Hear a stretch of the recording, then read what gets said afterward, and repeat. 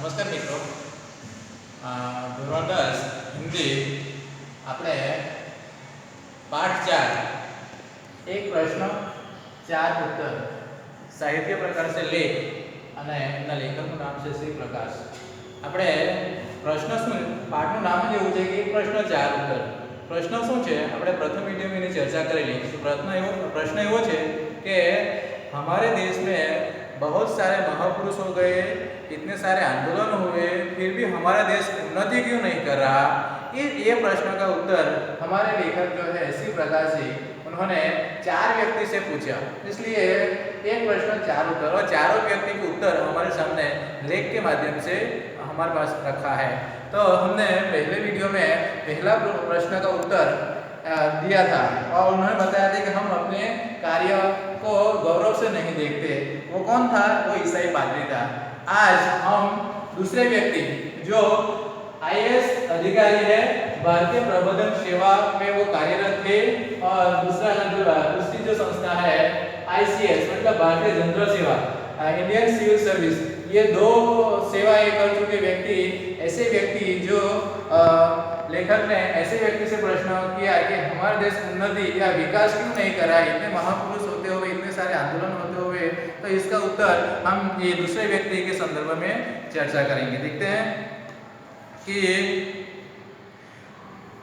दूसरे मित्र एक सरकारी कर्मचारी आईएएस के सदस्य है. मैंने पहले ही बता दिया कि आईसीएस और आईएएस इसका मतलब कि वो सरकारी कर्मचारी है, करीब 30 साल से इस सेवा में वह कार्यरत है. विदेशी व्यक्ति है के सदस्य मतलब सभ्य. 30 वर्ष से अधिक भारत में गवर्नमेंटरी नौकरी कर हाल में पेंशन लेकर वापस स्वदेश गए. कि 30 साल से वह सरकारी गवर्नमेंट में नौकरी कर रहा था और वह अभी रिटायर होकर, पेंशन मतलब कि रिटायर के बाद मिलने वाला जो तनख्वाह होती है उसे हम पेंशन कह सकते हैं, पेंशन लेकर अपने देश लौटा. न जाने कैसे मेरी उनसे बड़ी मैत्री हो गई. इनके साथ लेखक की घनी सारी मित्रता થઈ ગઈ. वही सवाल मैंने उनके सामने पेश किया. कौन सा सवाल? वही सवाल मतलब कि हमारा देश उन्नति क्यों नहीं कर रहा. वही सवाल इस सरकारी कर्मचारी आईसीएस और आईएएस के समक्ष रखा. उन्होंने क्या उत्तर दिया? उत्तर मिला, तुम लोग जिम्मेदारी नहीं समझते कि हमारे भारतीय समाज के लोग जो है अपनी जिम्मेदारी, अपनी जवाबदारी શું છે એ સમજતા નથી. કઈ જવાબદારી? આપણે જનરલી જોઈએ કે દરેક વ્યક્તિ પોતાના સ્વાર્થ ખાતર જીવતા હોય એવું લાગે, કોઈ બીજાના માટે, પરોપકાર માટે અથવા સમાજને દ્રષ્ટિકોણમાં રાખીને આપણે જીવવાનો પ્રયત્ન ન કરીએ, એટલે કે આપણે સમાજ પ્રત્યેનું આપણું ઉત્તરદાયિત્વ જે છે, જવાબદારી જે છે એ આપણે નિભાવી શકતા નથી. એટલે એમનો ઉત્તર શું છે, શું કહે છે? જો तुम लोग जिम्मेदारी नहीं समझते कि आपने जवाबदारी समझता नहीं. विस्तार में इसका अर्थ यह है कि विस्तार थी आ कोटेशन ने आ वाक्य ने आपने समझाता ये कहे छे कि શું કહે છે જો कि व्यक्ति का समष्टि की तरफ से जो कर्तव्य होता है उसे हम नहीं जानते. कि व्यक्ति का समष्टि के प्रति कर्तव्य, हर एक व्यक्ति का समष्टि मतलब समाज, समाज के प्रति हमारा कर्तव्य होता है, उस कर्तव्य को हमें निभाना पड़ता है. व्यक्ति अपने लिए नहीं लेकिन समाज के प्रति भी थोड़ा बहुत कार्य करते रहना चाहिए. तो हमारा समष्टि के प्रति कौन सा कर्तव्य है वो समझाते हुए कहते हैं, देखते हैं, उसे हम नहीं जानते कि हमें इन्हें हम लोग उन समाज के प्रति का जो कर्तव्य है उसे हम जानते नहीं, मतलब कुछ समझने का प्रयत्न नहीं करते. जो काम उठाया उसे करना चाहिए. कि व्यक्ति को जो काम करने का ठान लिया, उठाया है, उसे हम पूरा करना चाहिए. हर एक व्यक्ति की जिम्मेदारी होती है. यह गुण हम भूल गए, किसी को किसी पर विश्वास नहीं रह गया है. कि आज हम अपनी जिम्मेदारी नहीं उठाते, किसी को किसी के ऊपर विश्वास, मतलब कि विश्वासघात की जो समस्या है आज शुरू हो गई है. खाने की दावत हो तो न मेजबान को यह विश्वास की मेहमान समय से आएंगे, न मेहमान को विश्वास की समय पर जाने से खाना मिल जाएगा. जो इस कोटेशन के हम अपनी जिम्मेदारी नहीं समझते, इस कोटेशन को विस्तार से समझाते हुए कुछ एग्जाम्पल, व्यवहारिक उदाहरण से हमने समझाने का प्रयत्न कर रहे हैं. देखिए कि हमें कोई खाने पर बुलाए या समाज के कई व्यक्तियों को हम अपने दावत मतलब કે ખાવાનો સમૂહ ખાવા માટેનું આમંત્રણ આપવું અને દાવત આપણે કહી શકીએ કે દાવતનું આયોજન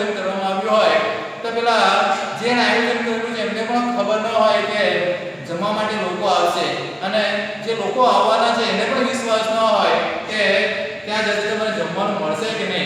આવી સમસ્યા આજે કે પોતાની જવાબદારી આપણે સમજતા નથી.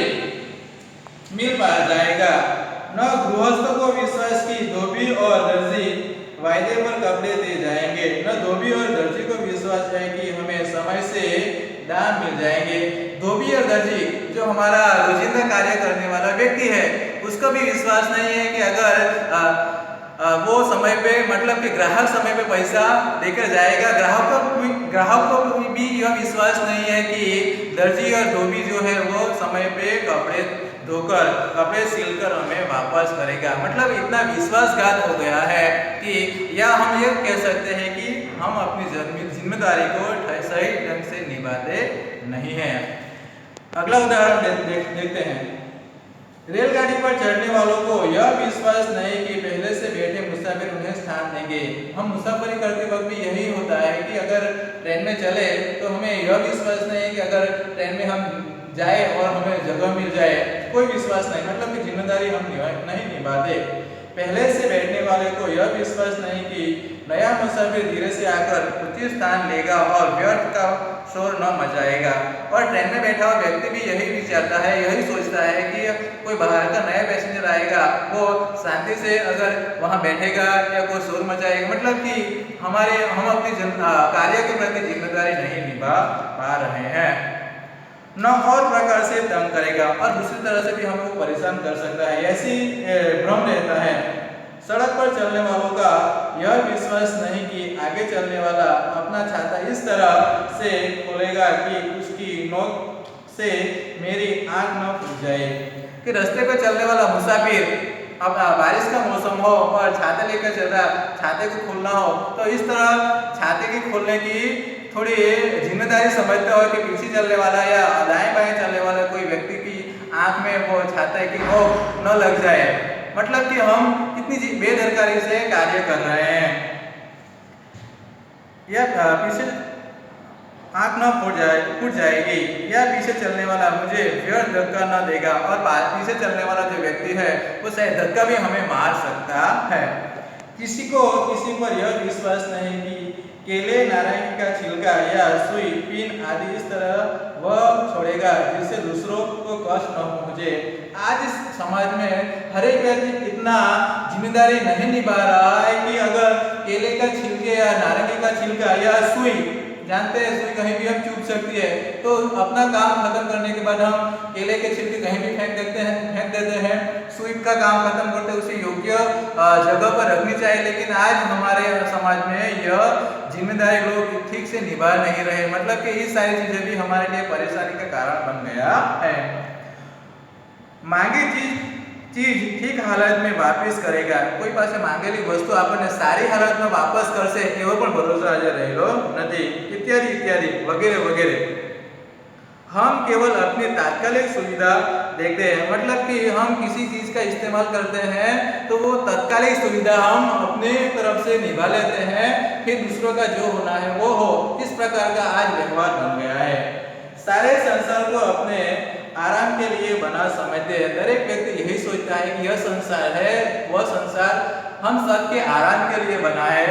इसी सोच से वो अपना जीवन गुजारा करता है. लेकिन उसके साथ दूसरा भी हमारा कर्तव्य है कि हमें ठीक से अपनी जिम्मेदारी निभानी चाहिए. दूसरे के प्रति अपने कर्तव्य का अनुभव नहीं करते कि बीजा प्रति दूसरों के प्रति हमारा जो कर्तव्य है उसे भी हमें निभाना चाहिए. इसी कारण हम सब एक दूसरे के प्रति अविश्वसनीय और अस्पृश्य हो गए हैं. मतलब ऐसे व्यवहार को देखकर समाज में आज एक दूसरे के प्रति अविश्वसनीयता बढ़ती जा रही है और अस्पृश्यता मतलब कि एक व्यक्ति से दूसरे व्यक्ति की दूरी धीरे बढ़ती जा रही है. क्यों? क्योंकि हम अपनी जिम्मेदारी ठीक से नहीं निभा रहे. इसके कारण समाज में यह गहरी घाव धीरे बढ़ती जा रही है. हम अपना धार्मिक आदर्श भूल गए हैं. भारतीय संस्कृति का धार्मिक आदर्श क्या है? देखते हैं. आत्मन प्रतिकूलाने परेशान समचरिता. मतलब कि हम अपनी जिम्मेदारी नहीं समझते. ये हमारा भारतीय समाज का एक आदर्श भी कह सकते हैं, मूल्य भी कह सकते हैं.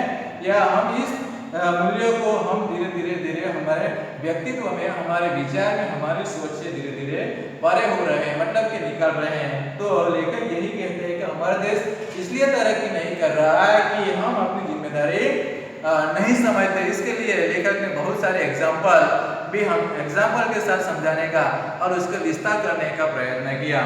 अब आता है तीसरा व्यक्ति। तीसरा व्यक्ति कौन है? तीसरा व्यक्ति एक स्त्री है। 7-8 वर्षों से अपने को भारतीय बनाकर बड़े प्रेम और श्रद्धा से, बड़ी तत्परता से वे भारत की सेवा कर रही है। 7-8 વર્ષથી ખૂબ દિલથી, હૃદયથી અને શ્રદ્ધાથી એ ભારતીય સમાજના લોકોની સેવા કરે છે। કોણ? આ तीसरा व्यक्ति एक स्त्री। असहयोग आंदोलन में वे जेल भी जा चुकी है। असहयोग, सहयोग न देना मतलब कि गांधी जी ने जो आजादी के समय जो आंदोलन चलाया था उसे हम कह सकते हैं कि असहयोग आंदोलन। असहयोग का मतलब यह होता है कि अंग्रेज सरकार की जो कुछ नीति नियम है उसको हमें सहयोग न देना, वही असहयोग है। हम कह सकते हैं कि दांडी कूच की यात्रा असहयोग आंदोलन की एक बेस्ट उदाहरण या एग्जांपल हम कह सकते हैं। असहयोग आंदोलन में वे जेल भी जा चुकी है। महिला जो है, एक स्त्री जो है, वह असहयोग आंदोलन के संदर्भ में वो जेल भी जा चुकी है। कई कारणों से भारतीयों का विकटतम अनुभव उन्हें कई कार्य क्षेत्र में हुआ है। विकटतम એટલે ખૂબ ખરાબ પરિસ્થિતિનો અનુભવ આ સ્ત્રીને ભારતીય સમાજના લોકો સાથે થયેલો છે। કાર્યક્ષેત્રમાં मतलब કે ભારતીય સમાજની સેવા કરતા કરતા ખૂબ કઠિન અનુભવનો પણ એમનો અનુભવ છે। उनको भी मैंने घेरा। લેખક કહે છે કે એમને પણ મેં ઘેરવાનો પ્રયત્ન, એટલે કે એની સામે પણ અમે પ્રશ્ન રાખ્યા કે આપણો દેશ શા માટે વિકાસ નહીં, ઉન્નતિ क्यों नहीं कर रहा। उनको भी मैंने घेरा। उनका उत्तर था અને એમને જો શું જવાબ આપ્યો, तुम लोग बड़े आलसी हो। કે આપણે બધા ઘણા આળસુ માણસ છે, આળસુ વ્યક્તિઓ છે। એનો જવાબ હતો શું? तुम लोग बड़े आलसी हो, अर्थात हम लोगों ने श्रम का महत्व नहीं पहचाना है कि भारतीय समाज के लोग श्रम का महत्व जो है वो नहीं समझ पा रहे हैं कि श्रम क्या है। मेहनत करना तो हमने मर मुखो का काम समझ रखा है। मर मुखो मतलब तो मरेला लोगोनो अथवा तो जे लोगो भूखे मरे छे, मर मुखो का कार्य मतलब के जे मरवा जीनी घड़ी पर छे अथवा खूब भूखे मरता होय एवा व्यक्तिओ काम करे। આપણે ધનવાન વ્યક્તિઓ, મધ્યમ વર્ગના વ્યક્તિઓ કામ ન કરે એ આપણી માનસિકતા છે, એમ કહે છે લેખક। मेहनत करना तो हमने मर मुखो का काम समझ रखा है। बड़े लोगों का काम को केवल बैठे रहना है કે બડે मतलब મોટા ધનવાન લોકોનું કામ તો બેસી રહેવાનું છે। કે કામ કોણ કરશે? જે લોકોને ખૂબ ભૂખ લાગતી અથવા તો જે લોકો ગરીબ છે અથવા તો જે લોકો ભૂખમરનો સામનો કરતા છે એ લોકો કામ કરે। આપણે જે ધનવાન લોકો છે એ લોકો તો બેસીને ખાવાનું હોય છે, એવી આપણી સમાજની માનસિકતા છે। हम भूल गए कि संसार में जो बड़े हुए हैं वे सब અથાગ પરિશ્રમી રહે हैं। કે સંસારની અંદર આપણે ભૂલી ગયેલા છે કે સમાજની અંદર જે ખૂબ ધનિક વ્યક્તિઓ બનેલા છે એ લોકો અથાગ પરિશ્રમથી, એમના વ્યક્તિગત અથાગ પરિશ્રમનું એક પરિણામ છે। जब हम परिश्रम ही न करेंगे तो सफलता कैसे पाएंगे। साચી વાત છે કે આપણે પરિશ્રમ જ ન કરીએ, આપણે કાર્ય જ ન કરીએ તો સફળતા કઈ રીતે મળવાની છે। आरंभ शुरू तो हम है। आरंभ शुरू मतलब काम की शुरुआत तो करिए। आरंभ शुरू मतलब कार्य की शुरुआत। हम आरंभ शुरू तो हम है पर हम में लगन नहीं है। लगन मतलब कार्य के प्रति हमारा जो उत्तरदायित्व है, जो तल्लीनता है वो हमारे अंदर नहीं है। इसी कारण हम अपने रोजगार में और न अपने गृहस्थी संबंधी या सार्वजनिक कार्य में सफल हो रहे होते हैं। કે એટલા માટે આપણે કાર્યનું જે મહત્વ જે છે, શ્રમનું જે મહત્વ છે સમજતા નથી, એટલા માટે આપણે બેરોજગાર પણ બનીએ છીએ। આપણે સામાજિક જીવનમાં પણ ઘણા બધા પ્રશ્નો આવે છે અને સાર્વજનિક જીવનની અંદર અથવા તો સાર્વજનિક કાર્યની અંદર પણ આ સમસ્યા આપણે શ્રમ ન કરવાના કારણે આવી શકે છે। રોને પીટને ઝીકને કે રડવાથી, પીટને मतलब કે સિર પીટને છે या ઝીકને છે मतलब ચર્ચા કરવાથી, વાતો કરવાથી। मैं जितना समय हम बिताते हैं, જેટલો સમય આપણે બરબાદ કરીએ, શાના માટે સમય બરબાદ કરીએ કે રડવાથી, કે મને નથી મળ્યું, ભગવાને મને નથી આપ્યું, આ રડવાનું છે। पीटने से जीतने में जितना समय हम बिताते उतना यदि काम में बिताए तो हम देश की और अपने काया पलट करते हैं। કે આપણે જેટલો સમય આપણે રડવાથી પીઠને છે અને જીભને છે વિતાવતા હોય એટલો સમય જો આપણે કાર્ય તરફ કરીએ અથવા તો શ્રમનું મહત્વ સમજીને શ્રમ करવાનો प्रयत्न करिए तो हम अपने देश की काया पलट मतलब कि हम अपने देश का जो नक्शा है वो बदल सकते हैं या जो समाज का जो प्रतिबिंब है उस प्रतिबिंब में बहुत सारे चेंजेस कर सकते हैं। हम लोग बड़े आलसी अंतिम वाक्य जे छे हम लोग बड़े आलसी है मतलब कि આપણે બધા આળસુ છે। આમ तीसरा व्यक्ति जे छे एक स्त्री जे छे एमणे अपना देश विकास नहीं करता हमारा देश उन्नति नहीं कर रहा इसका आंसर देते हुए कहा है कि हम बहुत बड़े आलसी है इसी कारण हम अपना देश का जो उन्नति का कार्य है वो नहीं कर पा रहे। इस प्रकार हमने पहले दूसरे तीसरे तीन व्यक्ति का आंसर कि हमारे देश में इतने सारे महान अनुभव और महान व्यक्ति के होते हुए भी हमारा देश उन्नति नहीं कर रहा।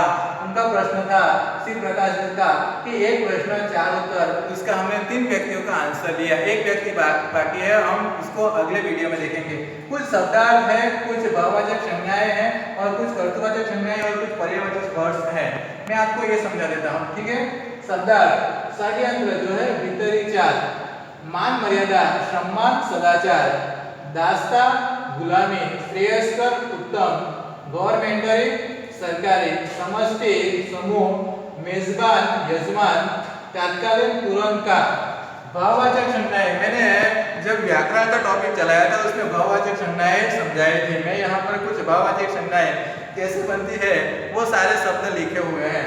चाह चाहना प्रत्यय पर प्रत्यय जो है उसके साथ ना जो है वो पर प्रत्यय है तो क्या होता है भाववाचक चाहनु चाहना चाह चलाना खराब खराबी अपना अपनापन पुरुष पुरुषत्व मित्र मित्रता बहुत बहुतय गृहस्थ गृहस्थी नौकर नौकरी दुकानदार दुकानदारी ये सारे भाववाचक संज्ञाएं हैं। ये भाववाचक संज्ञाएं बोर्ड की एग्जाम में 2 मार्क्स की रहेगी।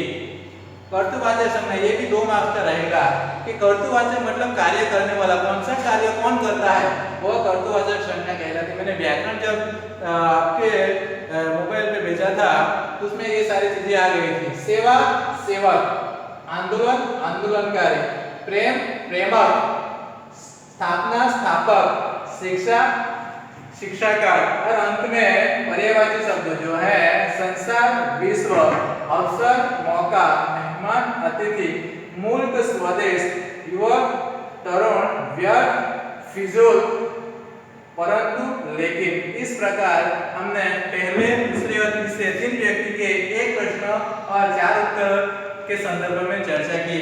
अब एक लास्ट व्यक्ति बाकी है उसकी चर्चा हम अगले वीडियो में करेंगे। ओके।